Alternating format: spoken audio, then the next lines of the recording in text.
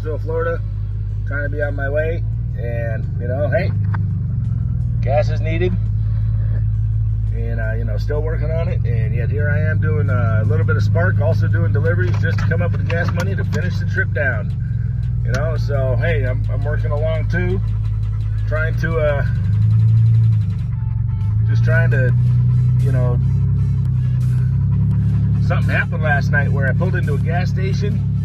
And, so I pulled into this Marathon station through here. And I finally had some open credit on one of my credit cards.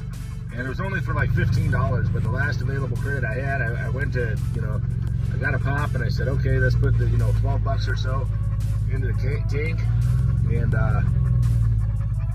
so we ring it out, it's $15, would have taken out the whole available credit on the card.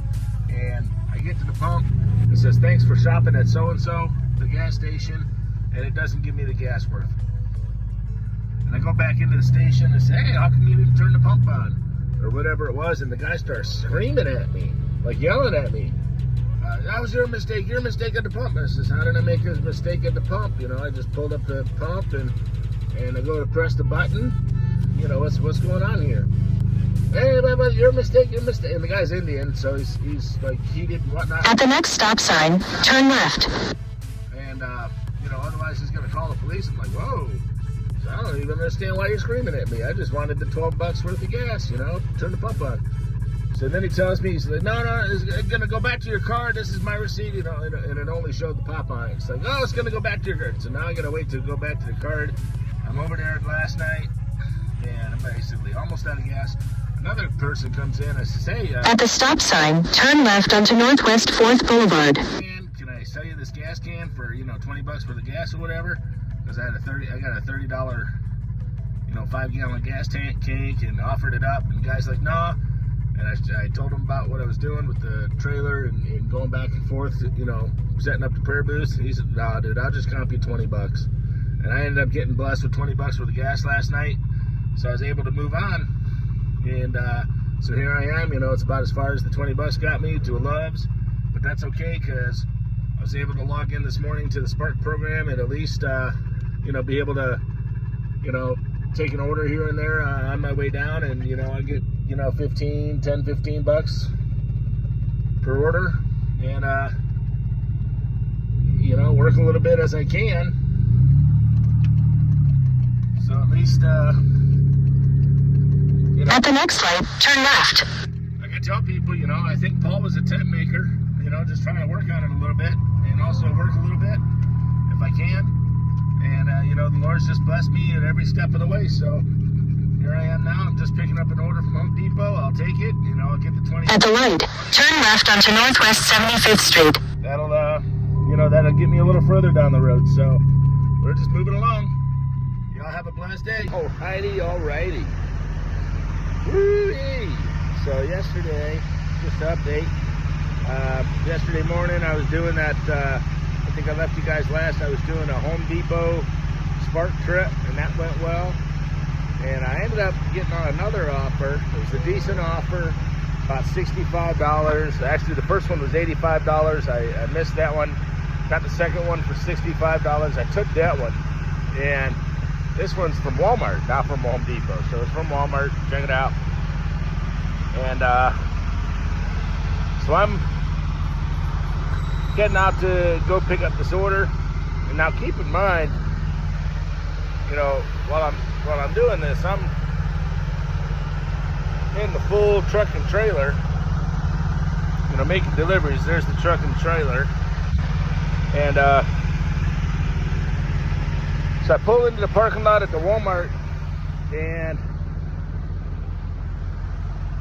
you know, I get there, I check in, and you know, it's for a general merchandise order. The general merchandise, you know, that's like the desk chairs, office chairs, you know, the little puzzles, toys and games, you know, it's all the stuff, everything that is not grocery. I pretty much thought that's what I accepted. And they come out and so they say, well, we're not sure if it's going to fit in this truck. And And he comes out and says, well, you know, you got the dog in the cab. And I'm thinking, well, he's my service dog in training. I said, who said anything about the dog? I said, well, my boss came out here and looked. And I said, well, I've been out here the whole time and nobody came up to the trunk. And, you know, I mean, that's what I'm pretty much working with space-wise, so a pretty good-sized truck. And he says, yeah, he looked outside the door. And I said, you mean that door about 200 feet over that way? And he goes, yeah. So you telling me he stuck his head out that door, looked all the way through my driver's side window to see my dog, you know, sitting in the passenger seat? He says, well, it's not really the dog, plus, you know, you don't have a, you know, storage over the truck. I said, look, I said, the only thing I want to do is, I don't want to spend the night in your parking lot tonight. I'd rather just take a good, decent size order, get some gas money, and head south, because I'm going to Northport, Florida, and get on out of here. He says, well, we had to cancel the order and send it up, and we assigned it to another driver. I said, all right, well, I guess I'm sitting here for a while for another order. And the gentleman, you know, it's just an employee, so I can't, you know, I can't argue too much. I just told him he was a service dog in training, and because that's what Max is. And but so he goes back inside the building. About a minute later, I see the cancellation on my end on the phone in the app, because it's just an app. And then I see another offer come up, same price tag. And I'm thinking, nah, this can't be the same offer. So I accepted it. Turns out it's the same offer, same set of orders. And then here comes out, about 5 minutes later, 2 other associates pushing 2 full carts full of stuff out to my truck, running out the door. I'm just grabbing stuff, we're throwing it in the truck. This is awesome. Like, this is God right here. Throwing that stuff in the truck, throwing all the bags in the truck, you know, kindly, you know, nicely. And here I am off on the way out the door. So I ended up taking the deliveries, and took the deliveries. I was able to get some gas money last night. Now, in the midst of all this, it took a while to get all those deliveries and stops and orders, and because I'm pulling a trailer, you know, so it took even a little longer, because sometimes you got to back up at 6, 7, 8 point turns, you know, getting turned around with a camper trailer. And I finally get into a Pilot J, or a rest stop somewhere on my way south. I ain't got much for gas left, you know, after that. You know, it was only $60, plus the other one was $20, so I, you know, but the whole thing cost me like $40 in gas, so I really only had, you know, $40 in gas for the end of the day. But so I put that in the tank, and I ended up going out and figured, you know, get as far as I could, and I pull into this little rest area, or this the truck stop.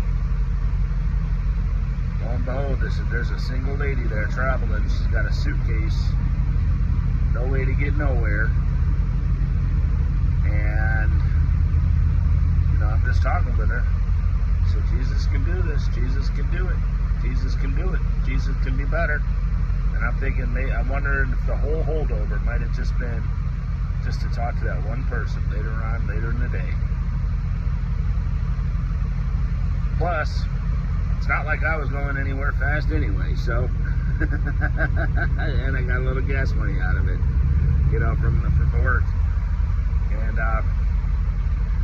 you know, this morning, you know, I got up, and she had already left the station. I found out, I guess, from one of the other station workers, and I told her to connect to one of the station workers, the people working at that truck stop. They had said that sometimes, you know, the Greyhound buses go through there and, you know, stop and use the restroom. I says, you know, that might be a way to get on the Greyhound bus, you know, from there for her, you know, so she can get to where she was going.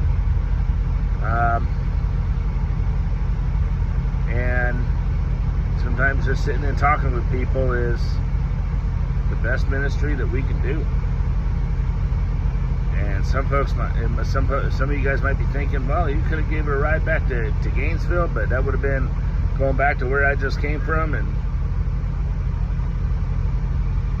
you know, I didn't have the gas to do it at that point, but you know, and then make a round trip.